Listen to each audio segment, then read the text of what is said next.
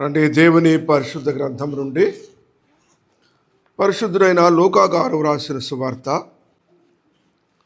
15వ అధ్యాయం.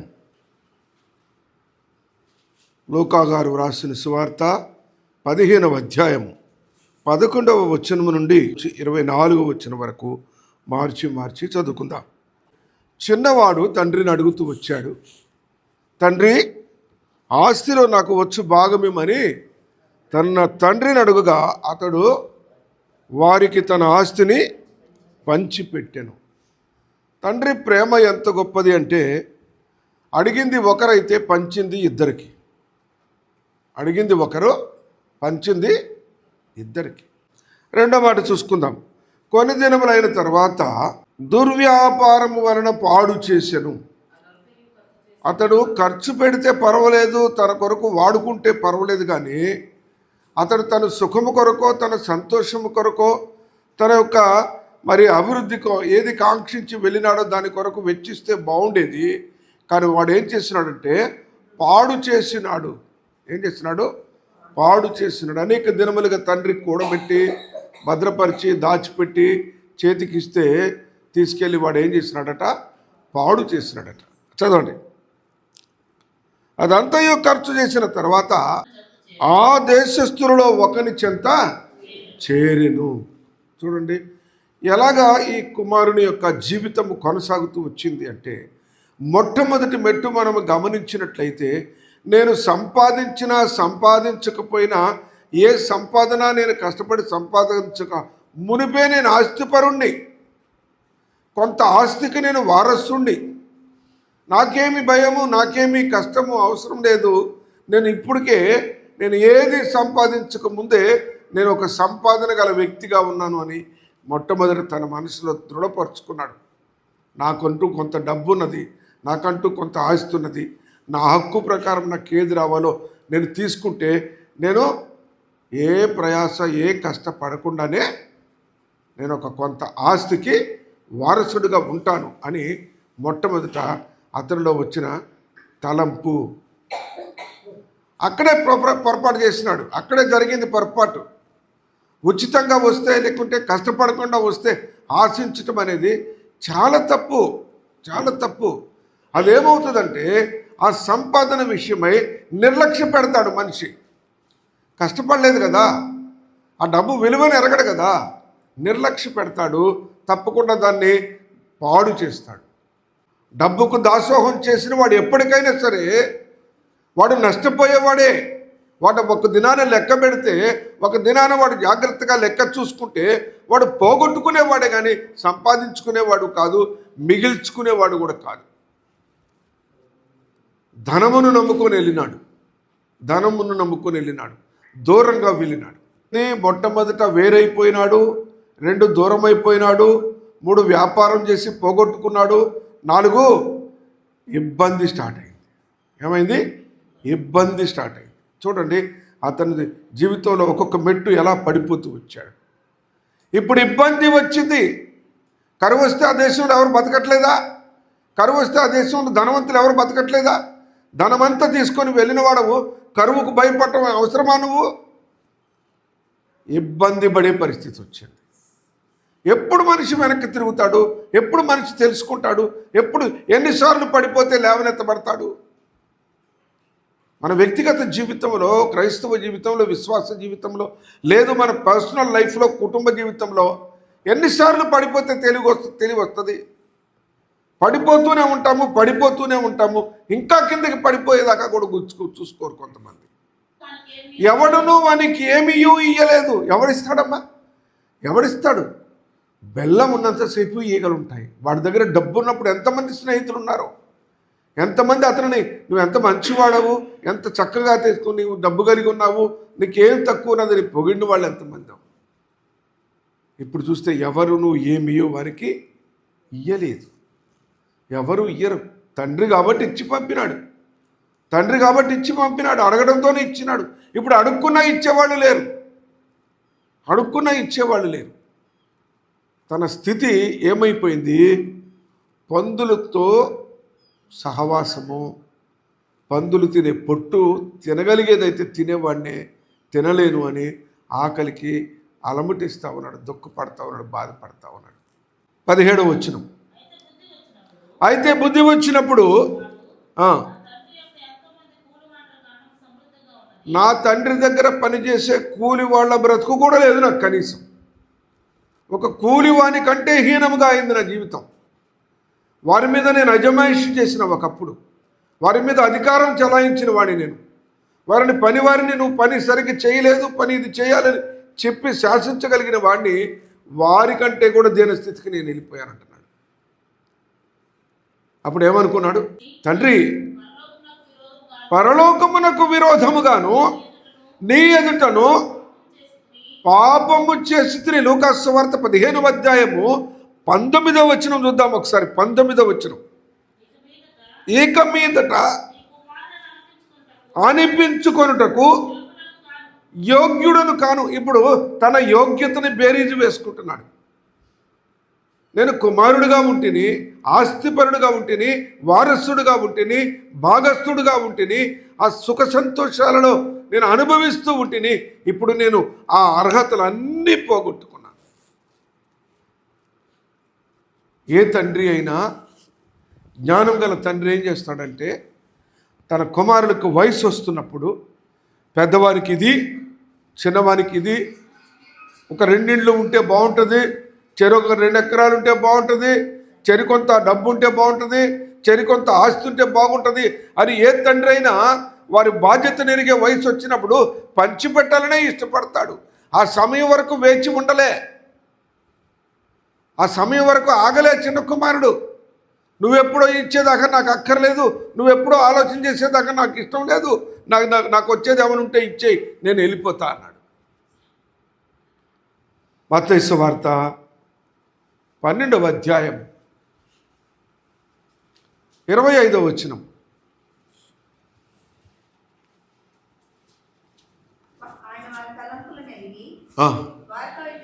వారితో ఇట్ల నేను తనకు తానే విరోధముగా పాడైపోవును, తనకు తానే విరోధముగా ఏ పట్టణమైనను ఏ ఇల్లైనను నిలువదు. ఎవరు వెళ్ళిపోమన్నారు? తనకు తానే. ఇప్పుడు అంటాడు, తండ్రి నీకు విరోధముగా, నాకేం విరోధం ఉంది? లేదే. తండ్రి కుమారు మధ్య ఏ విరోధము లేదు. ఇప్పుడు అంటున్నాడు, నీకు విరోధముగా, నాకేం విరోధం లేదురా, నువ్వే విరోధం పెట్టుకుని వెళ్ళిపోయినావు. యేసుప్రభు అంటున్నాడు, తనకు తానుగా విరోధముగా వేరుపడిన ఎడల ఏ పట్టణమైనను ఏ ఇల్లైనను నిలవదు. మార్కు సువార్త 3వ అధ్యాయము 24-25 వచనాల్లో మరల ఈ మాట రాయబడతా ఉన్నది. మార్కు సువార్త 3వ అధ్యాయము 24-25. తనకు తానే విరోధముగా వేరుపడిన ఎడల ఆ రాజ్యము నిలువనేరదు.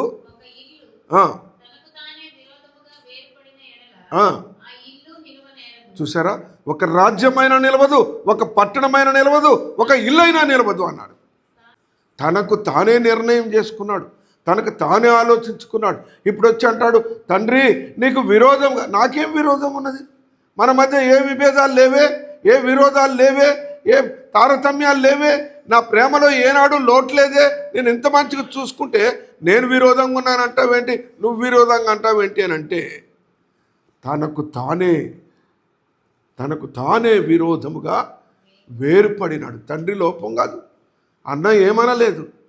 గమనించవలసిన మాట ఏమంటే ప్రియులరా, ఇక్కడ తను ఎరుగుతా ఉన్నాడు. మాట చదవండి. 21వ వచనం.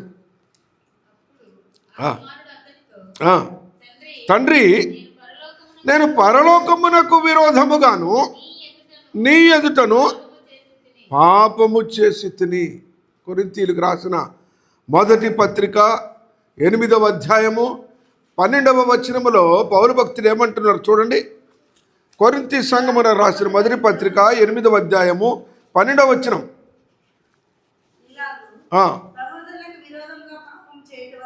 సహోదరులకు విరోధముగా పాపము చేయుట వలనను వారి బలహీనమైన మనస్సాక్షిని నొప్పించుట వలనను మీరు క్రీస్తునకు విరోధముగా పాపం చేయు. ఎవరికి విరోధమైన పాపం అవుతుంది అది? క్రీస్తుకు విరోధమైన పాపం అవుతుంది. ఇక్కడ అంటాడు తండ్రికి విరోధముగా పరలోకమునకు విరోధముగా అన్నాడు. రెండో మాట అంటున్నారు ఏంటది?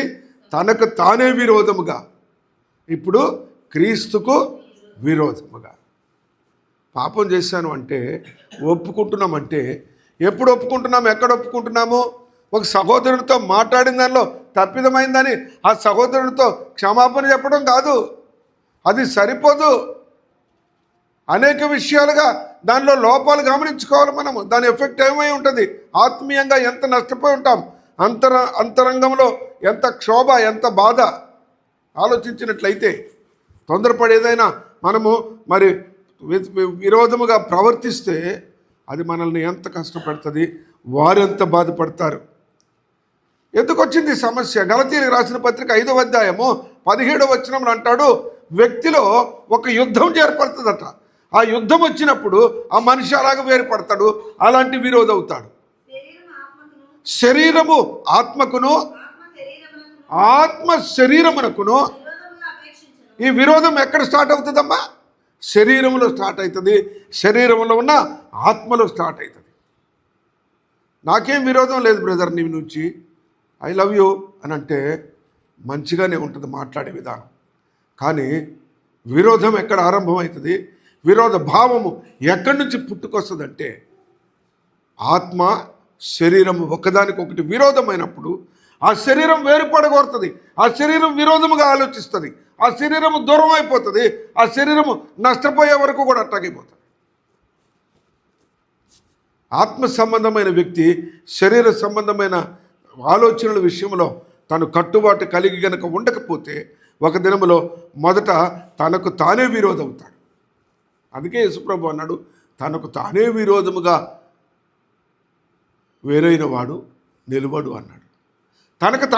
తనకేం విరోధం అండి? తనకు తానేం విరోధం అవుతాడు అంటే ఆత్మ శరీరమునకును, శరీరము ఆత్మకును విరోధము. ఈ అంతర్యుద్ధం ఎప్పుడైతే నీలో ఆరంభమవుతుందో వేరుగా వెళ్ళిపోవాలి, దూరం వెళ్ళిపోవాలి, నాకేమన్నా ఉంటే నాది నేను దాచుకోవాలి, అది నాది అనే స్వార్థము నీలో ఆరంభమవుతుంది.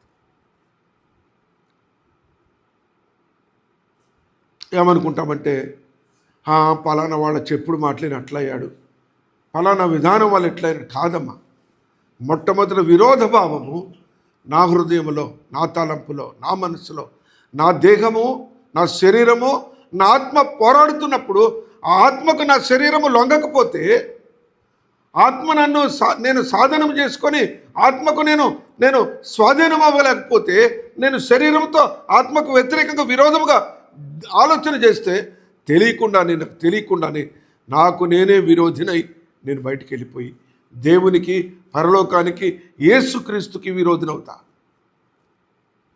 తండ్రి అయిన దేవునికి, పరలోకానికి, యేసుక్రీస్తు ప్రభువుకు కూడా విరోధినవుతానంటుంది వాక్యం. సత్యవాక్యము ఏమని సెలవిస్తూ ఉంది చూడండి. యాకోబు గ్రంథము, యాకోబు రాసిన పత్రిక 3వ అధ్యాయము 14వ వచనం. అయితే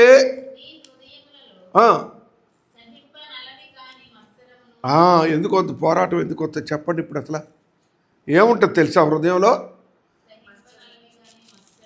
అమ్మ మళ్ళీ చదువుమ్మా.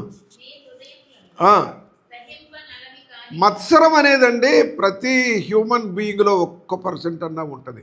కానీ అది సహింపనలవి కానిదిగా అయినప్పుడు,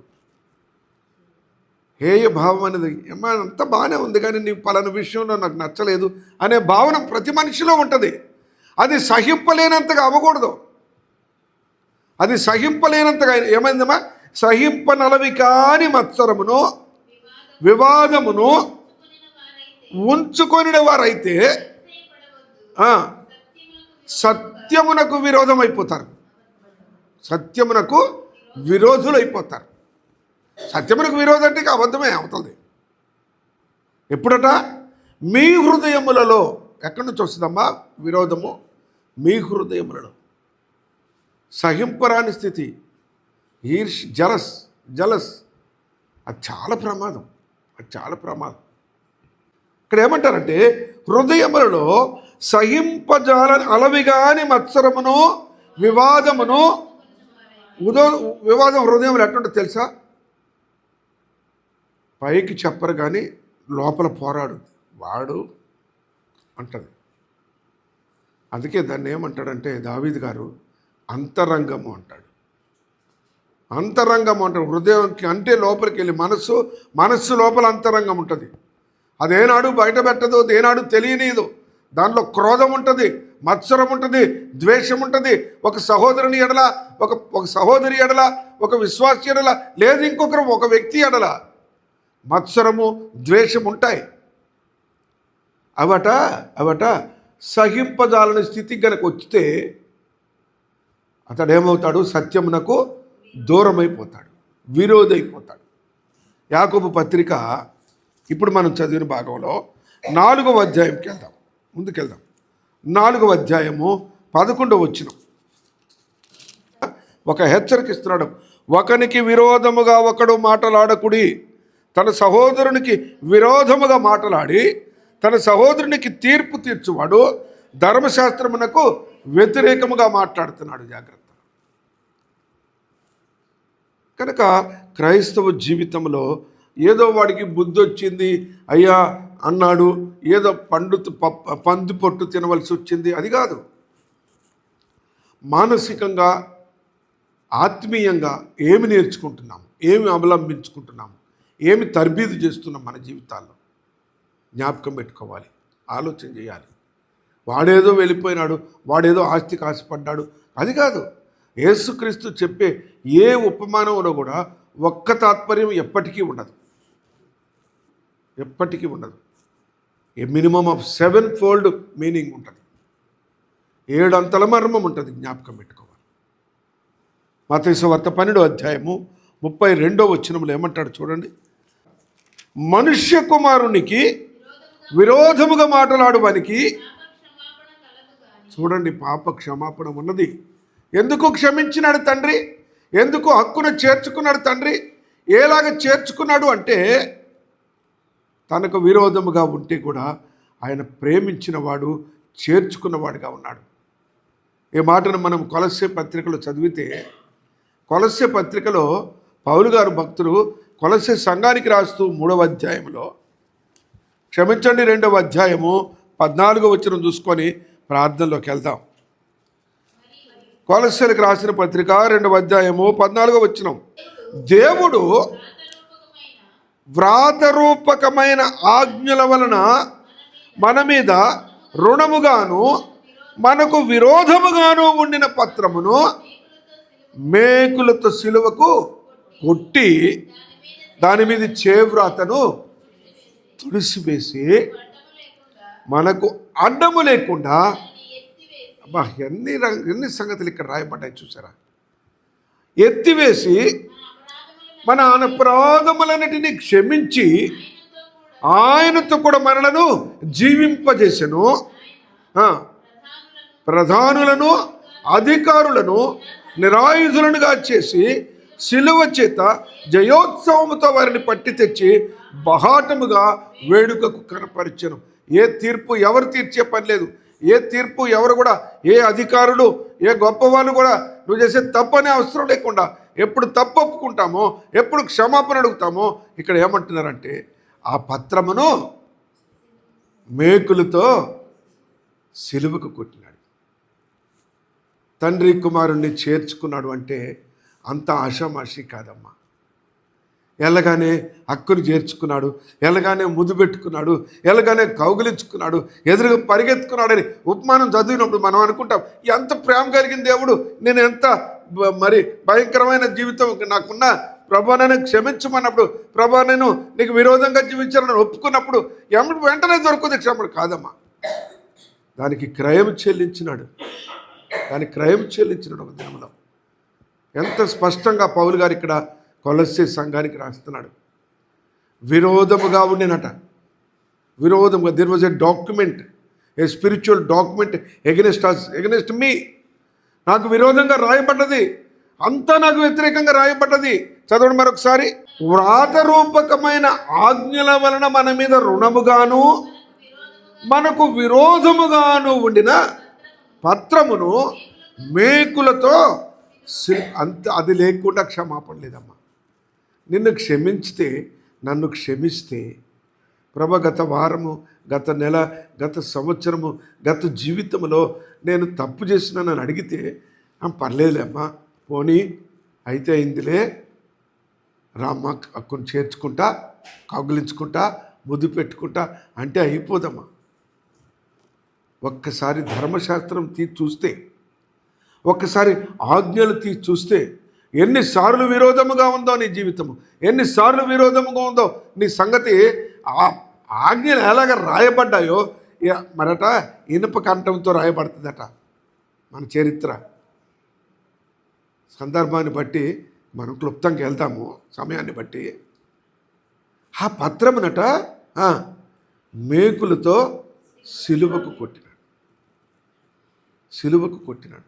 ఏమయ్యా అట్లా రాశావేంటి అని పిలాతుని అడిగితే, రాసింది ఏదో రాశాను, యూదుల రాజు అని రాశాను, ఉండని అన్నాడు.